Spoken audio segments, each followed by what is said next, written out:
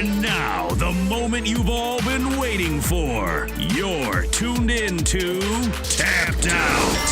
Hosted by Brendan Tobin and Sean Levine. Only on the BetQL Network.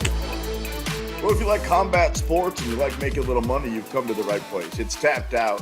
BetQL Network. Maybe you're checking us out on YouTube on the Odyssey app. We appreciate it. That's Brendan Tobin with my producer, Jake Noaker. I'm the sports machine, Sean Levine. And this UFC 294 card, it started off good. Then they put it in a blender, completely shook it up. And now I think it's great. The main event, Islam Makhachev, a minus 250 favorite at BetMGM versus Alexander Volkanovski at plus 190. I'm licking my lips thinking I can get 2-1 money on Volkanovski, and I think he won the first time around. We'll get to that. Let me welcome in Brendan Tobin, UFC 294. Before we talk about the card and how we're going to bet it, do you agree that now we actually got a better card than we started with?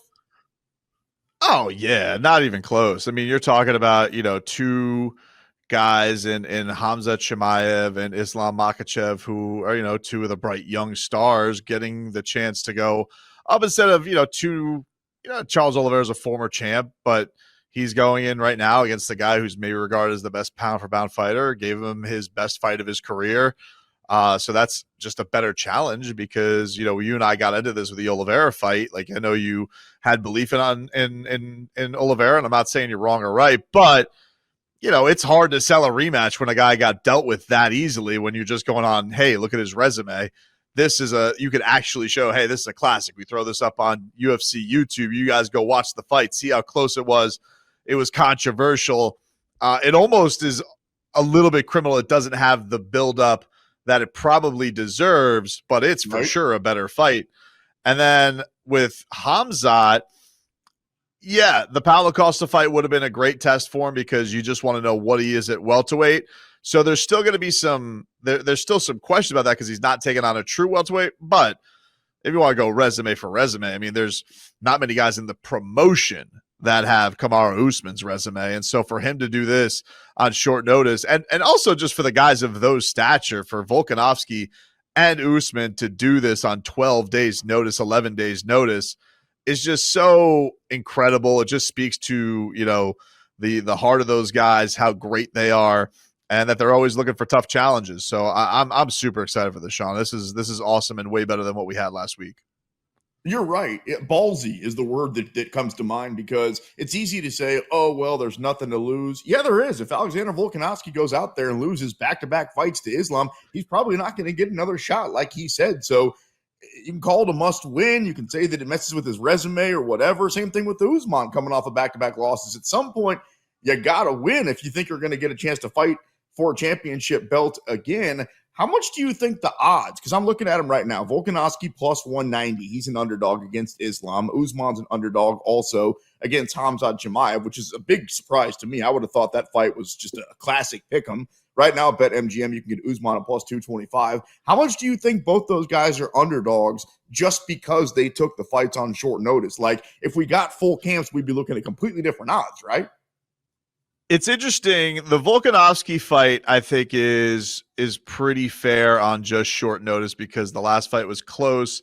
I do think that if it was a full camp, that'd probably be closer to pick him.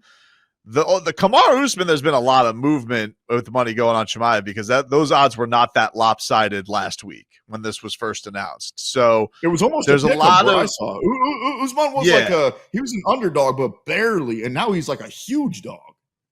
Yeah, that speaks to me not only just short notice, but there's I think been some drum beats to people thinking that either Kamaru's washed or he's past his prime or this is too big of a size discrepancy.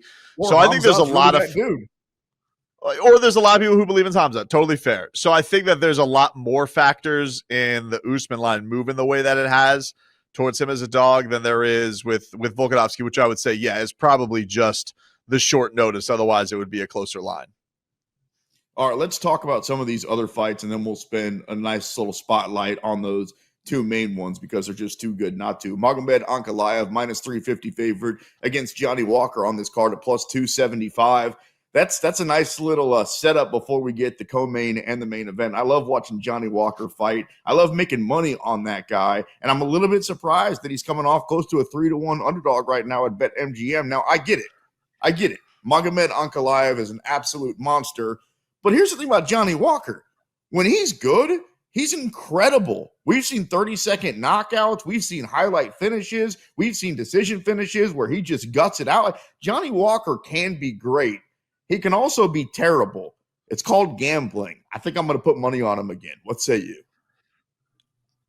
Yeah, this is an interesting one for sure because you have basically the ultimate flash fighter in Johnny Walker versus Magomed Ankalaev, who really doesn't have a weakness. And it's funny, it's almost like he's not just fighting Johnny Walker in this. He's fighting the fans because it's like, do you guys want to watch this guy? Because typically when a guy is this dominant, doesn't have holes, usually, that guy will find himself at the top when he's been in the UFC as long as he has. And it just kind of feels like as Magomed has gotten closer to the heightened status, the further away people have gone from caring about him because it just hasn't been that interesting. You have the boss who got very upset with his last performance, so much so that basically punted on his the number one contendership of the fight with a division that's chaotic because there's a lot of guys injured at the top and the champs have been getting knocked off like flies, but it's definitely a lot more interesting than it was a couple years ago when Johnny Walker was kind of busting onto the stage as, hey, this could be the guy that takes out John Jones. This is the next guy. And it's really taken him a while to get back to here, where if he gets a win over Ankalaev, hey, you would say Johnny Walker's probably all the way back. But it's a big task for him because Ankalaev, he doesn't have a lot of weaknesses and probably has more ways to go win this fight than Johnny Walker does. So I'm understanding of why Walker's such a dog. I just don't know if I'm willing to lay down that minus 350 to get the 100 back. Johnny Walker, I put down 100. I collect 275. And I mean, it's just more fun to bet on Johnny Walker. Like you said, Ankalaev, he's great, but he also kind of sucks to watch fight. All right, Ikram Aliskerov minus 650 against Warley Alves at plus 450. That might be one that I'm going to put the money down on the favorite, only because I'm not a huge believer these days in Warley Alves. Yeah, and Aliskerov, I mean, like, listen, his only losses to Khamzat Chimaev, like way back when. So he's been on a hell of a roll, and feels very much like for Warley, like, hey, here we have dangerous Dagestani dude you're getting showcased against. Enjoy that. Yeah, that's what's going to happen. He's going to get beat up, probably done in one. I think you get pretty good money on. Oh, never mind. You can only get even money on that fight to be finished in one.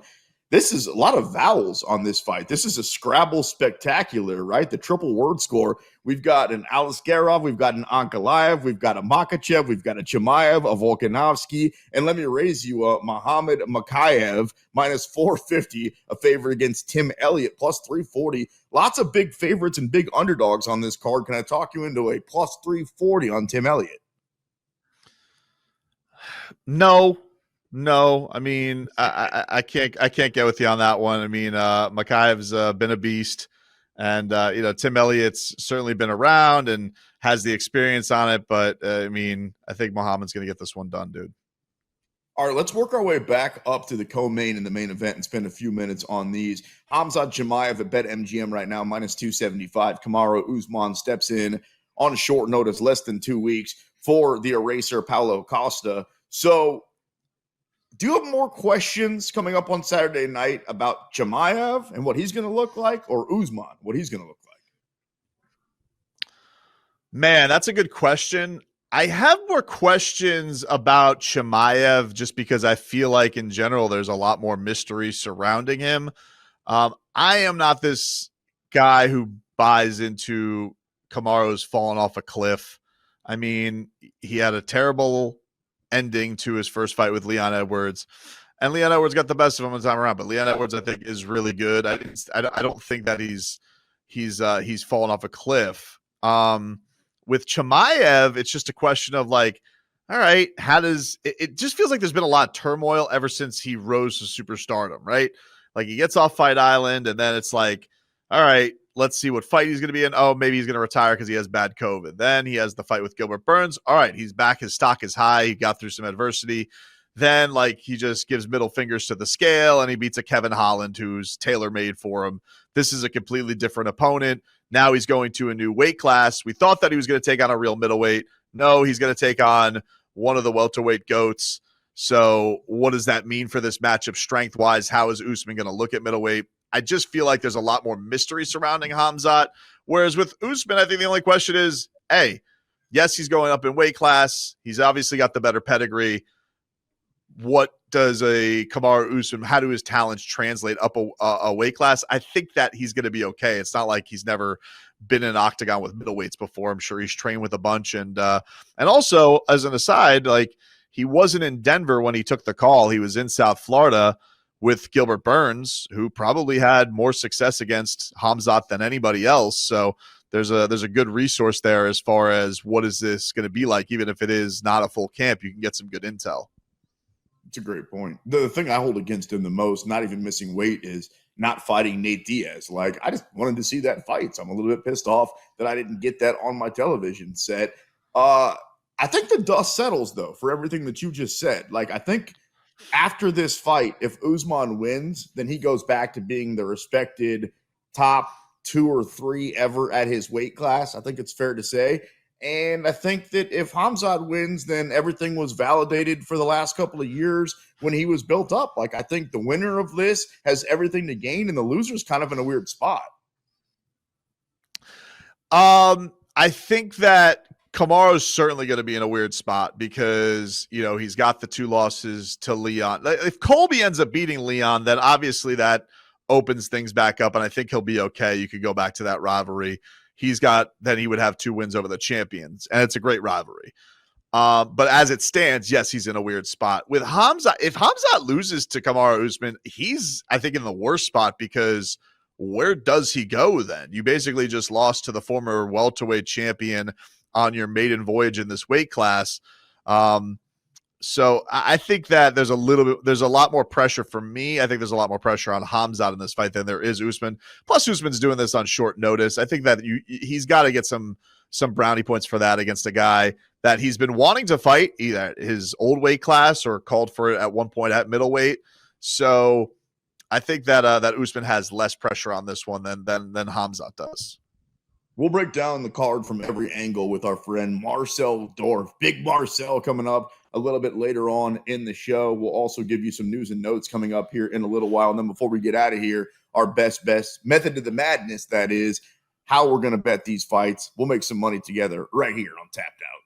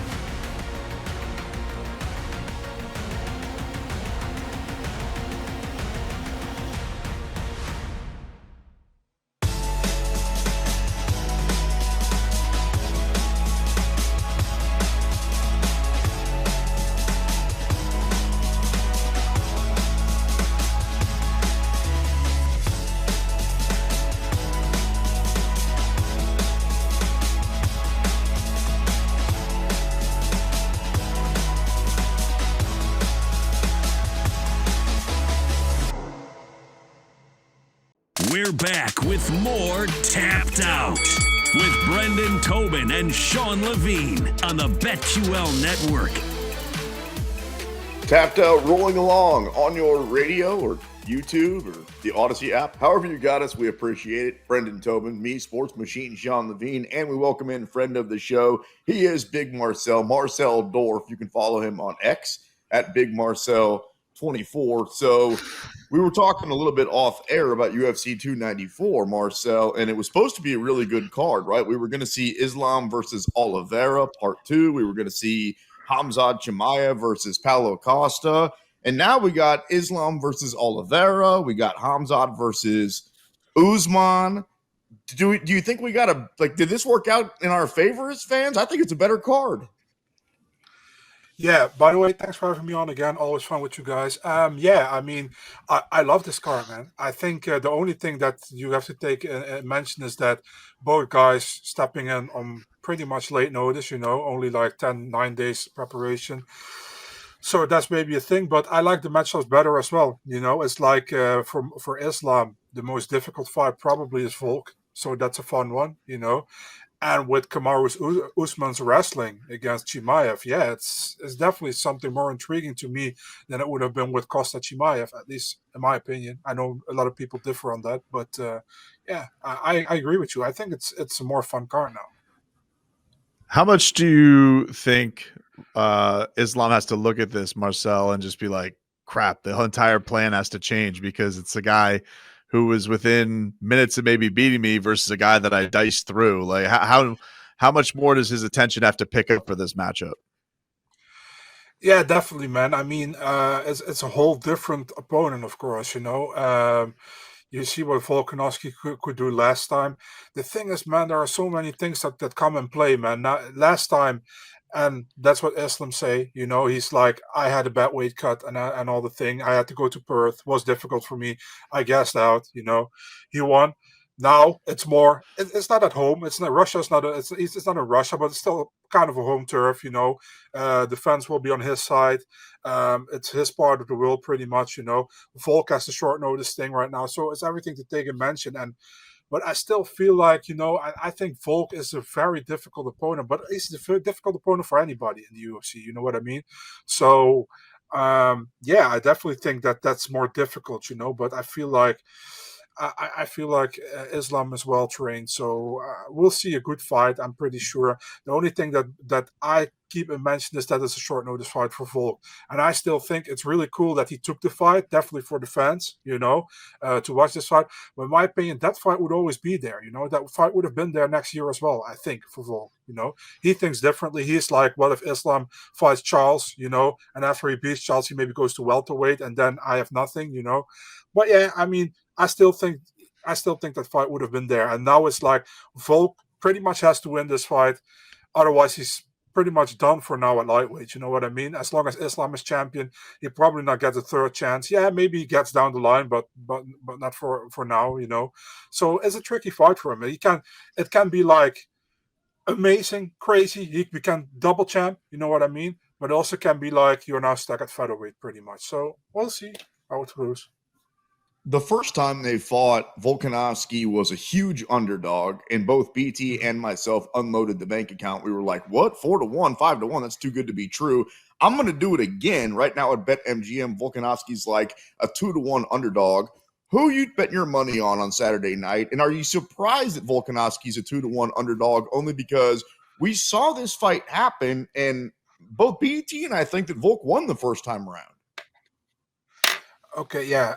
I don't agree with that statement. I think that Makhachev won 3 of the 5 rounds, but I can see people giving 3 rounds to Volk. Yeah, it was close. Yeah, for sure. The thing is, like, I think the short notice thing comes in play here. If everybody would get a full camp, I don't think it would be a 2-1 favorite. You know what I mean? Absolutely. Or a 2-1 underdog.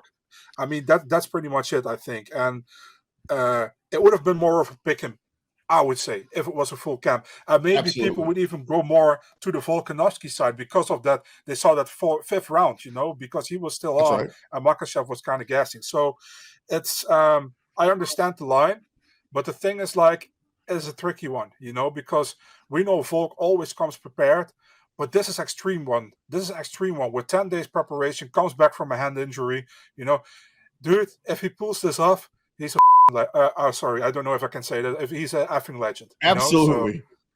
So, okay, he's a legend if he does it. That's the beauty of not doing this on Saturday nights anymore, Sean. We can let loose a little bit. Let it Right. roll, man. Let it roll. By the way, Marcel, you didn't answer my question. Who's your money going on? Because you were kind of talking out both Oh, sides of your mouth there. Who you put your money yeah. on? Sorry. Yeah. Listen, man. I'm a safe punk. I'm going with Makachev here. There's too many things that doesn't go his way, man. It's in Abu Dhabi. He got a full camp. I know he also has an opponent switch, but he got a full camp. Volk comes off an injury. Not a full camp, short notice. Volk has to win pretty much for not going 0-2 against Makachev officially. So there is too much going against him, and maybe that's even more a reason to go with him, because if everything goes against you, you can win here, maybe. But for me, I would say Makachev wins the fight. But yeah, that's why I would put my money on. But guys, like I always say, don't listen to me. I've been wrong so many times. Can't go further. Marcel, like, come on, dude. This has been one of the craziest years as far as belts changing. We've all been super wrong a lot with how many different champions they are, And one of the crazy Yeah. things is, dude, I can't believe I'm looking at a fight and seeing Kamaru Usman as an underdog. Like, I'm not saying people are wrong or not. It's just weird to see that Kamaru Usman is in that kind of position right now. He also stepping up in weight class. This is a matchup we thought maybe we'd get at welterweight before Hamzat's weirdness with not wanting to make welterweight anymore. So what do you make of this matchup, dude? This is, Kamaru Usman, one of the best welterweights of all time, stepping up, short notice. Do you think he can get this done? Bro, how crazy is it that Kamaru asked for this fight half a year ago to Dana at 185, and Dana was like, no, it's not a good idea to fight Khamzat at 185. And now they need somebody, and Kamaru is like, give me that fight. And they're like, okay, you can have the fight. You can save the event here. So we're cool with it now. But listen, man, the thing is also, Khamzat is also going to 185. I know he didn't make weight for the Holland fight, last time out, but he's also going to 185. It's a difficult one, If you look at the pictures, man, I always go to Getty and like compare the pictures. Usman looks like 4 years younger on the most recent pictures. It looks super weird. He looks super. How do you say that? He looks really informed, And yeah, it's so difficult because if you look at Khamzat is so good with his wrestling, but we know Usman is also good with his wrestling. So it's a really fun matchup, I think. We'll see. We know a lot more after the first minute, I think. We know a lot more after the first minute. And yeah, I know you guys obviously want me to say what I think now, but it's really difficult, Yeah. I just want to, Marcel, from your standpoint, what are the things about Hamzat you're most interested in learning? Because I still feel like there's so much mystery around him, like this is a guy like burst on the scene fighting all the time. We got like the Gilbert Burns fight, which was a great test for him. Then you mentioned the Holland thing where the weight was missed. But like, I still feel like for a guy we all think is got all the talent in the world, there's still so much mystery surrounding him. So I guess what are the things you're most interested about learning about Hamzat in a matchup like this? Yeah, I want to see if he has some adversity in this fight. That he can deal with it. Like in the Burns fight, he had some adversity in that second round. I think Burns even knocked him down there. And he came around. But Burns is a different fighter than Kamaru. Burns is more of a jiu-jitsu guy, and Kamaru is the more of a wrestling kind of guy type of style. More like Khamzat himself. So it's like it's so difficult to compare because if you see who Khamzat beat, I like the only real opponent he had was Burns, and you can say Li Jingliang. Yeah, Li Jingliang is a good fighter, and Kevin Holland is as well, but I don't see those two as championship material. At least that's my opinion. Maybe people are gonna hit me over the head now that I say Kevin Holland is not championship material, but I mean that's how I see it. And with Burns, you finally saw Khamzat getting tagged. And even Khamzat was surprised that he got tagged. He was like, dude, what the hell is happening here? This little Brazilian guy is knocking me down. What the hell? And I can't put him away in the first round. So, but he came through it. He won that third round, so slightly, So, yeah, I want to see what he does against Kamaru. I think Kamaru can give him a difficult fight. But at the same time, I feel like Khamzat is so strong. I think he can, if he can win this fight, it's very possible. I think he maybe can even finish it, man. So strong, I think Khamzat is. And maybe that's crazy, but that's the way I feel. And the thing is, Khamzat is still going to reach that prime. And I think Kamaru has reached that prime. And I don't think Kamaru is getting better. And I don't say he's getting worse, but I think he's at a certain position right now in a certain moment in his career that he doesn't get any more a lot of better, but he's still world class. You know what I mean? So it's very fun to see where those two now meeting each other, where those two are.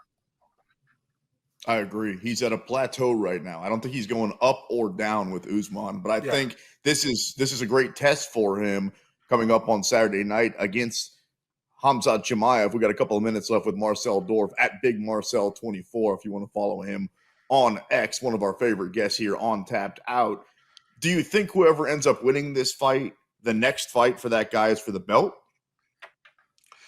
Yeah, I mean, Dana confirmed it, so it's like that. I think Dricus got screwed here. That's my opinion. You know, Right. I know many people. Yeah, I mean, Dana's just upset that he didn't fight in Sydney while he was injured. You know, I mean, what do you want? Do you want a situation where Sterling fought TJ Dillashaw where TJ was injured? You know, do you want that Exactly. situation?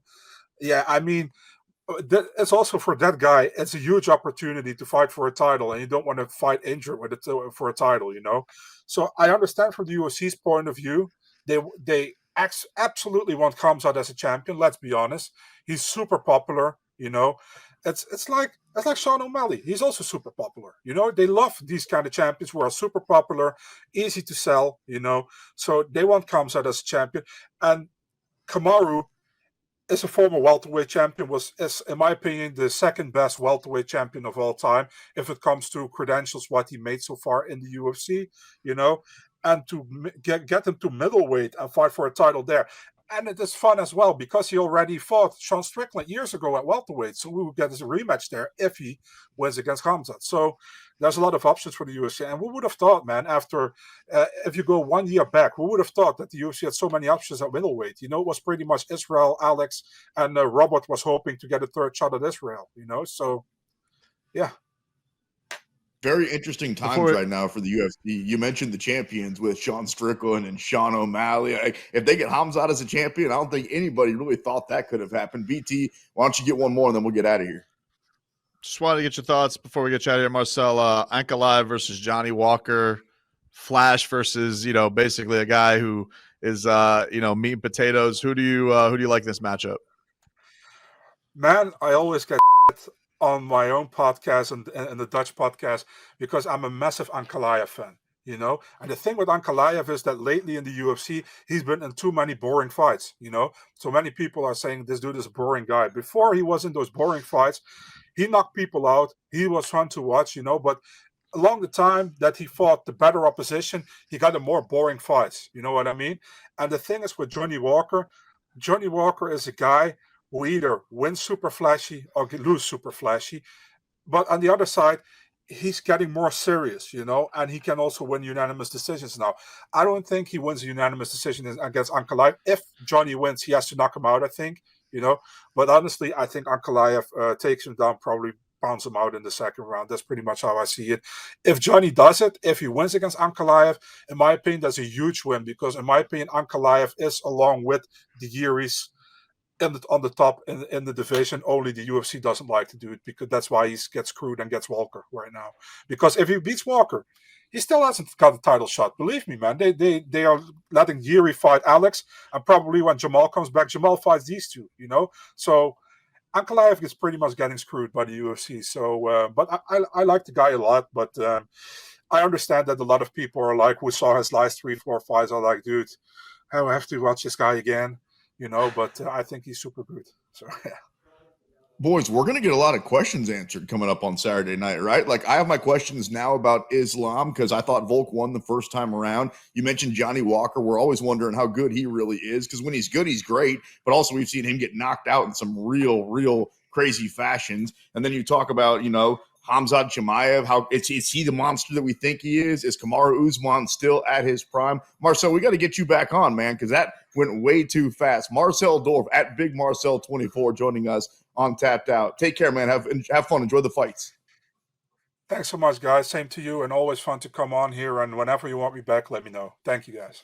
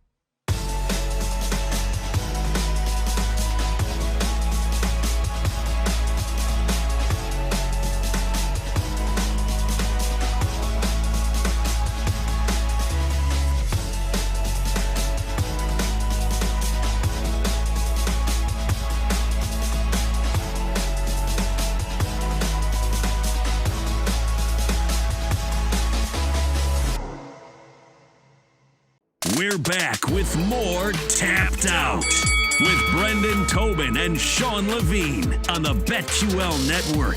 Welcome back into Tapped Out. As always, produced by Jake Noaker, that man with those beautiful emerald eyes. That is Brendan Tobin. Me, I'm the sports machine, Sean Levine. Let's get into some fight news and notes here. Logan Paul. Did you watch these fights, by the way? Because I know you're going to roll your eyes as soon as I talk about Logan Paul and Tommy Fury and KSI. Did you watch the Logan Paul-Dylan Dennis fight? Be honest. Your microphone's off. I will be honest. I just need time to gather myself. I tried to pirate feed it. I watched like 30 seconds of it. This was terrible. Then the pirate feed cut out, and I was like, you know what? It's for the best. I'm not gonna search for a second one. Who cares? You don't have to be a religious man to know that that's something from up above. When it cuts out, that means it's not meant to be. So that's kind of what happened to me also. It wasn't working. And then because I didn't have any money on it, Logan Paul ended up taking out Dylan Dennis. I guess it finished by DQ. It got a little bit crazy if you didn't see the fight. I saw the ending. I saw the ending on Twitter. It was stupid. Like Dylan Dennis tried to throw him in a guillotine, and then all hell broke loose, and security guards went into the ring. It was stupid. Let me ask you a serious question, though. How much? Well, I guess not a serious question, but just a question. How much longer is the Logan Paul, Jake Paul shtick gonna last in combat sports? Because now these guys are really spreading their wings, right? Like. And I'm talking about just in the world of combat. I'm not talking about with their products and all that, which they're doing a good job and they're keeping their name out there. But Logan Paul with the WWE, and now he's doing the fight versus Dylan Dennis, and his brother is doing all these things and talking about crossover fighting. I hate to say it. I don't think it's going anywhere. I'm sick of it, but I don't think it's going anywhere. I mean, I've kind of been on this train a little bit with the Jake Paul thing because they announced this week Jake Paul is returning in December and they don't have an opponent for him. I'm like, I don't even know who makes sense. Like, he's lost to the only boxer that he fought, the guy who just basically almost lost to KSI. So that's the boxer he lost. So we know he can't box. All right. We know he can beat old UFC guys, kind of. But they're very close fights. And he's got one like haymaker on Tyron Woodley, and he's knocked out Ben Askren. But I don't know, maybe Masvidal. Like, that's kind of like the only one that maybe makes sense. But again, it's kind of going to the same well of like, okay, if he beats Masvidal, who cares? He's beaten a bunch of old UFC guys. He's not as embarrassing of a boxer as we thought he was, but he's also not good. And he's like, I'm going to be world champion. It's like, no, you're not. So I don't really understand what the point of this is. Logan Paul's a terrible boxer. He's got muscles that are way too big. He can't even lift his arms above to block his face. And he took on a jiu-jitsu guy who's more famous for tweeting than he is fighting. He's literally just Conor McGregor's friend. He's had a Bellator contract forever. He never fights in Bellator. He's had the longest knee recovery I've ever heard of. So yeah, I don't know, man. My point is, this stuff is terrible. Watch real boxing, and this stuff sucks. I think I have the name for you, though. As you were talking about how much it sucked and we're losing interest, but they're not going anywhere. I think I have the name for you. I also think you're going to laugh at me and shoot it down. Why doesn't he fight Mike Tyson? That would draw such a big number. And honestly, off the top of my head, as a guy who likes to put odds out before I actually see him, I'm not even sure like who would really be favored in the fight. I'm probably missing something here. Why don't those dudes fight each other? Who cares? He's old, dude. Like, really? why Why are we making 54-year-olds go box juiced up Is he really? YouTubers? Is he I don't 54? understand.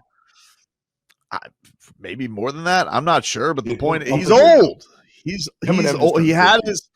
He had his great comeback against Roy Jones. It was a fun comeback where Mike Tyson kind of looked He like looked Mike good. Tyson. That's really where Jake looked Paul's okay. launch happened. 57 according to Jake. That's 57. really where his Wow. that's really where Jake Paul's launch happened because he knocked out Nate Robinson on that card. But dude, it's just bad. I'm sorry. As a guy who likes boxing and you watch it, you're just like, this is so terrible. It's not good. It's not enjoyable. I honestly think it would be more fun if they were in MMA. If they were doing charity MMA fights, I think it'd be more entertaining. But like, if it's just the fight. It's MMA guys and non-boxers stepping into boxing. It's just not an enjoyable product to watch, man. So I am glad that pirate feed cut out. I don't even understand what this means. Like, what? Can I ask a question? Why does Logan Paul need security against Dylan Dennis if you just were in a ring for him for 9 rounds because he threw a guillotine on you, and missed? So why did security need to step in? Like, it all just seems very fake. The whole thing was a little weird. Like, maybe fake. Let's just make a viral moment. 26 years old, Jake Paul. I don't know, man. You tell me there's a 31-year age gap between these two guys and put them off as a pick 'em on BetMGM. I'm watching, but maybe you're not. All right, I know you're going to be so sad watching it, though, dude. You're going to be so sad watching this bout between Jake Paul and Mike Tyson. I mean, it's what if Mike Tyson knocks his ass out? Then you're going to be sad you didn't watch it. I'm going to have to text you and be like, I told you, bro. I'll see it on Twitter. Yeah. Okay. All right. I can't even talk about the rest of these fake fights, so let's move on. Did you see the picture of Paulo Costa's staph infection? Oh, terrible. Yeah, really gross. Terrible. The fact that he was go ahead. No, just staph is gross, dude. Like, it's it's just it's gross to see what happens on these dirty gyms, and I feel bad for him because look, he's a handsome man. You don't want to see that kind of freakazoid stuff on his arm. He really is. You ever had a staph infection? No. Athlete's foot? You? Oh, of course. No. Terrible. Yeah. Well, I have had athlete's foot. Never had that. Strep throat, COVID. Had your tonsils removed? All right, we move on. I'm sure I had COVID, but I never tested positive. Is that right? I think you're the last person on earth. That's Brendan Tobin on the Sports Machine, Sean Levine, talking a little fighting and maybe giving you a little medical advice here on Tapped Out. Last Saturday night, Edson Barboza by unanimous decision over Super Sadiq Youssef. I love Edson Barboza. Edson Barboza might be like one of my top 10 favorite all-time fighters to watch. You want to talk about just a highlight reel that probably doesn't get mentioned enough? That man is Edson Barboza. He's just a great dude too. It's one of those things where it's like, we talk about this all the time. Like, the thing that's great about this sport is you don't necessarily have to be champion to be beloved. And I think that, he is beloved. He was going down a tough path there for a little bit with some tough losses. And now he's taking out a couple of younger guys who are trying to make their name. And he's saying, not so fast, man. I still got a little bit left in the tank. So I was happy about that. Who do you think is the most beloved non-champion? A guy that was like super hyped and popular, maybe could even fight in main events, but never had the belt. Nate Diaz? Cowboy? You're naming the guys. Uriah Faber, even though he was in WEC, but as far as UFC Faber? belt, Yeah, he never had the UFC belt, did he? Yeah, so you're in the realm there. I think Derek Lewis is in there too. I think Derek Lewis is of more modern era is really, really popular despite never having the belt. Love the Black Beast. Are we counting Masvidal's never having a belt? Or are we considering the BMF as a real belt? Masvidal wasn't champion. No, Masvidal is one of those too. I know he's gotten more polarizing as his career's gone on for some reason, but you guys know, like I think he's great and has always been an entertaining fighter. You want entertainment? How about this one? Just got announced, hot off the press. Bare knuckle fighting. Mike Perry versus Eddie Alvarez. You're going to watch that one? If I can't get you to watch Mike Tyson, Jake Paul, if it ever happens, to me with no gloves, you're willing to watch Mike Perry fight Eddie Alvarez. That's sick. Mike Perry is great for the sport of bare knuckle. He's perfectly made for it. Eddie Alvarez, that's a fun opponent for sure. I love the fact that they get a lot of these former UFC guys and get them together. I think it's great for that sport because it's an entertaining sport. I favor Mike Perry as a former official voter of the bare knuckle rankings. I think that he's tailor made for this. The one thing I feel bad for, though, I have a guy down here, Luis Baboon Palomino, who is a 2-division champion, and he has yet to lose in this. He seems to keep getting passed over for a guy who's been like an OG of their promotion. He doesn't get to be in any of the big matchups with any of these, mercenaries that they bring in. And so I interviewed him recently, and he was like, how come I don't get Mike Perry? I'm like, I don't know, dude. I think, he just, because it's crazy. He was a guy whose MMA career was done, and now he can't be beat in this sport. He's so good at bare knuckle. So I feel bad for my guy Baboon. Who do you think has more love for South Florida, you or Rick Ross or Pitbull? I mean, Rick Ross is living in Georgia on a farm now, dude. I'm down here every day. Is he really? What happened to Boca? Disappointing. No, dude. He owns a giant farm in Georgia. Does he? Wonder what they're growing on that farm. All right, we move on. Cody Garbrandt also fighting UFC 296 against Brian Keller. I loved past tense Cody Garbrandt. Now I have to watch Cody Garbrandt with one eye open because I know what's going to happen. He's going to get hit on the chin. The chin's going to crumble, and he's going to get knocked out. Tell me I'm wrong. And I love Cody Garbrandt. Yeah, I mean that's one of those guys that's interesting too, because it felt like with Cody the sky was going to be the limit. I mean, you talk about his championship performance against Dom, that guy was going to be on top. That was the peak. The longest that was the time. peak for sure. Yeah, and that was the peak. It's pretty crazy. It's almost like, and he got dragged into that whole team alpha male stuff. I don't know how distracting that was for his career, but it was it's been tough to watch some of the vicious KOs that he's taken, because I really thought that guy was going to be the truth and was going to be, one of the faces of the UFC. And it's great that he's still around. Obviously, you still have the respect they keep you around because, that name value, you're a former champion. But I'm with you. Every time that he takes a big shot, you're kind of like cringing, like, is this going to be the one that puts him away? His tattoos are great, though. Best tattoos, I think, in the entire promotion. Was that night that he beat up Dominic Cruz the same night? Wasn't Conor on that card? Or is my memory twisting my head? Was that the same fight as Conor McGregor beating up Eddie Alvarez, maybe? Anyway, it was UFC 207. It was a Rousey card.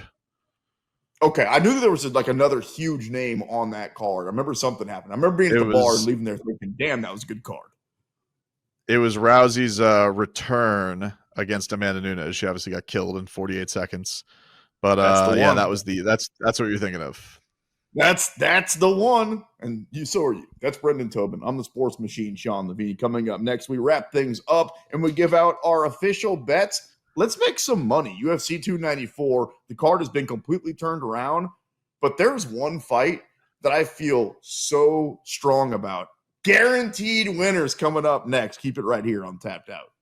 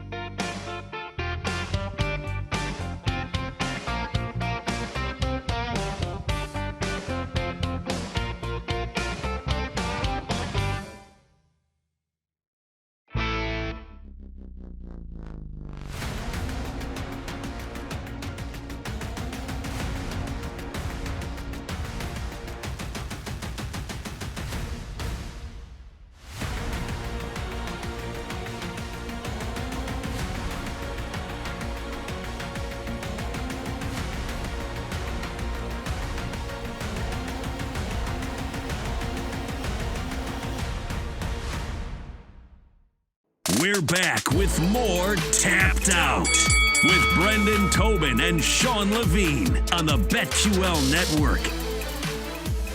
All right, time to tap out here on the BetQL Network, on the Odyssey app, on YouTube. However you got us, we appreciate it.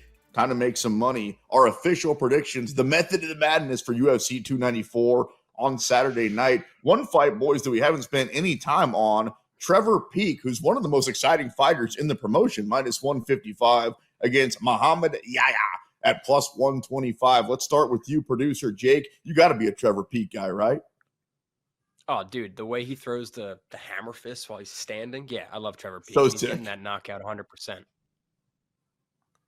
BT. Yeah, I can't wait to see it, man. I'm looking forward to the show and this showcase. This is like kind of what the whole card is made of. A lot of guys getting their chance to showcase and prove a lot of people.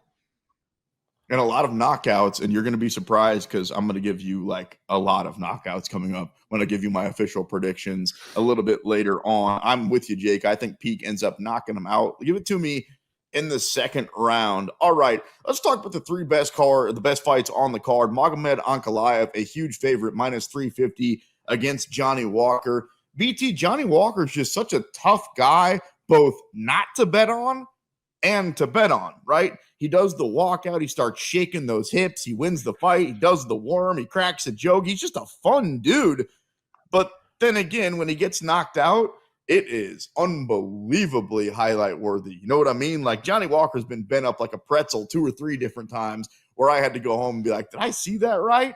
What happens on Saturday night? You can get Johnny Walker at plus 275 unless you're willing to pay minus 350 for Magomed Ankalaev. Where's your money going?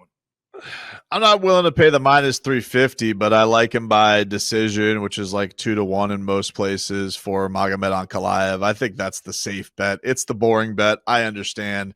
Guess what? He's a boring fighter, and that's how he boringly wins. So I'm going to go with Magomed Ankalaev. It's not going to be sexy, which is when Johnny Walker comes to the ring where he's making love to the camera and making your TV pregnant. But Magomed Ankalaev is going to do Magomed Ankalaev things. Our guy Marcel Dorf convinced me he's a big Ankalaev guy, and I think he gets it by decision. So you get that like 2-1. It's a much better price. Jake, can I talk you into Johnny Walker on the underdog money? No, you can't, but I'll still hear your pitch after I give mine. I'm all over Ankalaev here. Haven't seen him fought since Jan Blachowicz, which was an odd fight, right? A draw, many opportunities to find the finish, and he seemingly chose not to. So I think with that being said, Ankalaev's going to come in here a lot more aggressive, a lot more hungry, and do exactly like you were just saying. He's going to fold Walker like a pretzel, and on BetMGM, you can get him to win by submission or knockout at minus 115. So give me Ankalaev to finish inside the distance. So basically even money either way if Ankalaev gets the finish on Saturday night. Hear me out, boys. And I'm going to make my Johnny Walker argument. And I'm not trying to talk you into it. I think I'm trying to talk myself into it. Remember how good he was at the beginning of his career.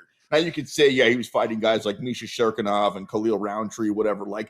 He was fighting like a few levels down from champions or future champions, but they were names and he was taking care of them. And then he lost a few, right? It was 4 out of 5. And then he got hurt along the way. And it was like, all right, maybe Johnny Walker's not that guy the promotion turned him into. They made him a main event fighter, a couple of fight nights and all that. Since then, in his last 3 fights, beat Kutalaba, he's a dude, beat Paul Craig, he's a Bear Jew, and took out Anthony Smith, friend of the show. I mean, that's 3 solid wins in a row. If you take out Magomed Ankalaev, now people are talking about you again. I'm talking about you as a future champion again. So I think Johnny Walker and his team understand how much is on the line in this fight. If he loses, he just goes back kind of in the group with a bunch of people. But if he wins, he kind of goes back to being that guy that we all thought he was at the beginning of his career. I think that he steps up to the challenge on Saturday night. And listen to me, turn your radio up. If it's on YouTube, I'm going to give you a second because I know it's hard to find on my computer. Turn the volume up. Johnny Walker by knockout on Saturday night. He knocks out Magomed Ankalaev. He finds his chin like pretty much nobody's been able to do, and you get plus 600 on your bet. All right, feeling pretty good about that one. Let's move our way up to the co-main event. Feeling froggy is what he's feeling. Excuse me, do you have a problem with my points on my bet? Sounds like you do. No problem. Interesting. We'll see how it goes. It's just I just like to call it bold, is what I like to call it. Bold, like when I told you that Nate the Train was going to choke him out, and he did at 14-1. I mean, boys, you know that I'm the king of the long shot. Let's not kid anybody here on the BetQL network. When it comes to betting a 5-1, 10-1 here on Tapped Out, I'm your guy. And I'm not done with them, by the way. What say you, BT, about Khamzat Chimaev in the co-main event, minus 275 against Kamaru Usman at plus 225? Where's your money going?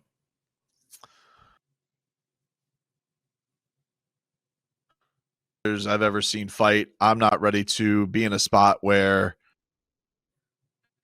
washed or out or any of these matters. I think that, you know, in a way, I think this is going to be fun for him. He's going to get the jump on Khamzat being there last minute. So, and with Khamzat, like, it's just, you're going to have to show me that you can out-grapple Kamaru Usman. I don't care what the weight class is, because I don't see a lot of people do that.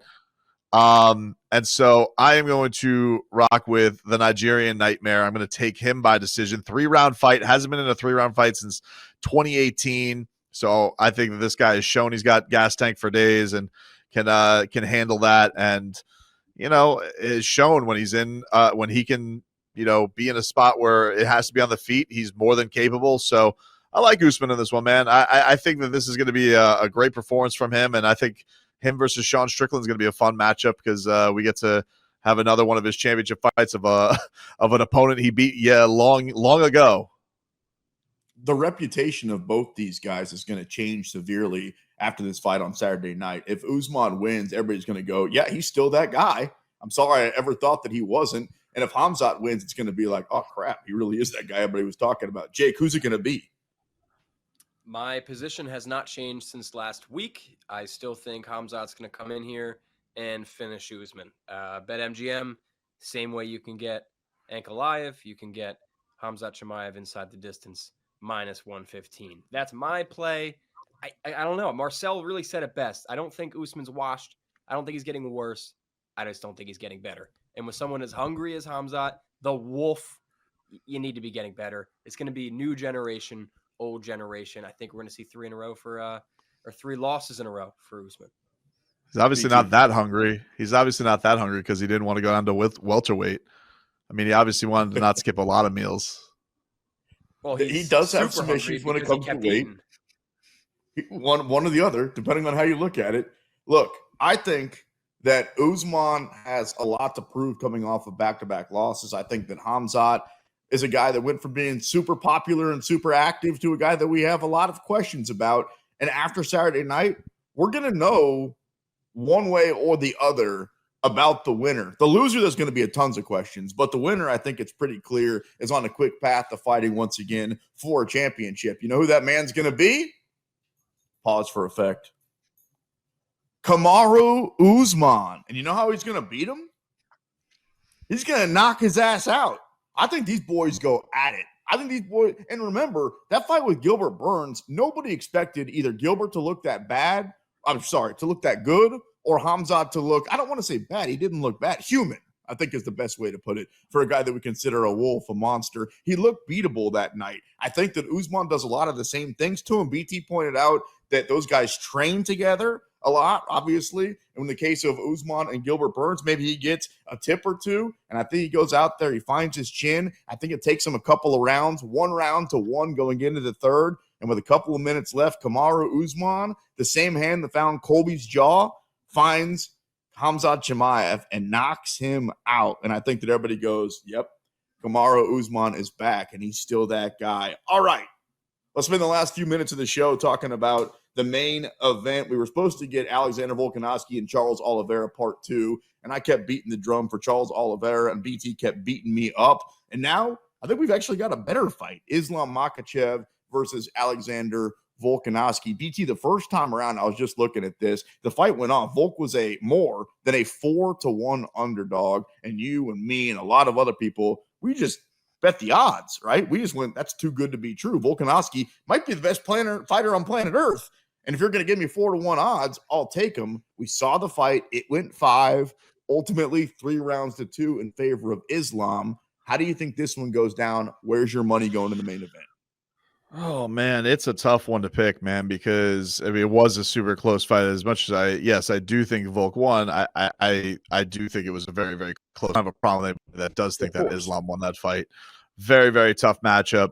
And with Alexander Volkanovski, you have to wonder. You go from this spot where you're thinking like, oh, I'm going to go take on Taporia in January to no, I get this huge, huge opportunity to beat Islam, to become double champ, to maybe solidify myself as the number one pound for pound king on the planet over John Jones. And you would never think that anybody would get to have that title. You know, it's not a great reason. It's just one of these things where, like, I just think Volk's that guy right now. He just seems to be everything he touches turns to gold. Because I don't think it's crazy. It's rare to have a loss have you risen up in the eyes of the fans even more than he had. That's what it feels like for him. I mean, it doesn't feel like there's any more challenges for him at featherweight. Taporia, good luck, dude, if you do take him on. But he's been steamrolling. He's just got such a confidence, especially ever since that third Max Holloway fight. It feels like he's even more unbeatable. So I think that he gets it done. I think it is I don't think anybody gets the finish, but I think that he will get a decision, and he will end up this time having the clear cut decision and becoming the double champ. I'm going to go with Volk. Before we find out where producer Jake's money's going on Saturday night, BT, you mentioned Max Holloway. So we've seen Volkanovski in rematches before, and it's like, if I've already seen this guy, I'm probably going to beat this guy the first time around, which he did. I'm talking about against Max Holloway. You give it to me again, I'm going to look better, and I would say he did the second time around. The third time, he looked even better. How much do you think that gives Volkanovski an advantage in this fight that he's been there, done that before? Like, some guys would be scared, let's call it what it is, of Islam. Volkanovski is not. I don't know if there's a better fighter right now that just handles the pressure or anything right now better than him. And I do think this, like with Islam, as Marcel mentioned, this is kind of a home fight for him. There's a lot of pressure of the fans that he's going to be fighting in front of. There's always the weight of, hey, you're supposed to be Khabib's protege. I think you kind of heard him a little bit this week, how snippy he was getting about, I don't want to hear any excuses. It's like, well, you're already kind of making excuses, I guess. I don't know. I think that Islam still has a lot to prove, and it's not impossible for him to do it. But Volk, it just feels like the guy's just made for the stage right now. It feels like his kind of run of greatness. And, for this to kind of drop in his lap, I just see him as the guy that's going to take advantage of that opportunity. For the record, we enjoy both these guys. They both come on our show. Islam Makhachev, he was great, sitting there having lunch with Khabib. We loved it when we got our chance to talk with Volkanovski. Jake, who wins the fight? I hope I'm wrong, but Volkanovski's not getting it done, unfortunately. I think Islam's going to do the same thing he did the first time. I think he's going to squeak out a close decision. Plus 150 Islam by decision. I'm going to touch it. Part of this is me actually believing Islam's just a little bit too much, a little bit too big for Volk. And then another part of this is, as BT loves, my heart insurance, right? I really want Volk to win this fight, so I'm going to bet against him in case he loses. I don't know, man. It's a tough task. And Volkanovski is the guy, if anyone's going to do it, to get it done. But I just don't think so, man. I don't think so. I'm not sure if I know exactly what the definition of intestinal fortitude is, but I'm pretty sure Alexander Volkanovski's got a lot of it. Like, he is his headstrong, both physically, in the case of when Ortega tried to squeeze his head off, and the actual sense. Like that, he's a solid guy, just taking this fight, knowing the risk, trying to be the double champion, having the rematch, taking the loss the way he did the first time. I mean, because of all that, I'm going to do it again. I'm going back to the well. I bet it the first time, thought I got screwed. Not screwed. It was a close fight. I'm a little bit upset about it. I'm going to do it again. And I think Volkanovski, just because I told you that Johnny Walker's going to knock him out and Trevor Peek's going to knock him out and Usman's going to knock him out, right now at the end of the show, I'm going to tell you Alexander Volkanovski is going to knock out Islam Makhachev on Saturday night. You can get plus 550. And I don't think I'm going to parlay these boys, even though I like to get parlayed on a Saturday night. If you were to parlay Volkanovski by knockout and Usman by knockout and Johnny Walker by knockout and put $10 on it, you know what you'd have? A boatload of money. Maybe I'll do it. It'd be fun. That's it for the show. Thanks to Marcel Dorff, Jake Noacker, and as always, my co-host Brendan Tobin. I'm merely the sports machine, Sean Levine. We'll catch up with you next week right here on Tapped Out.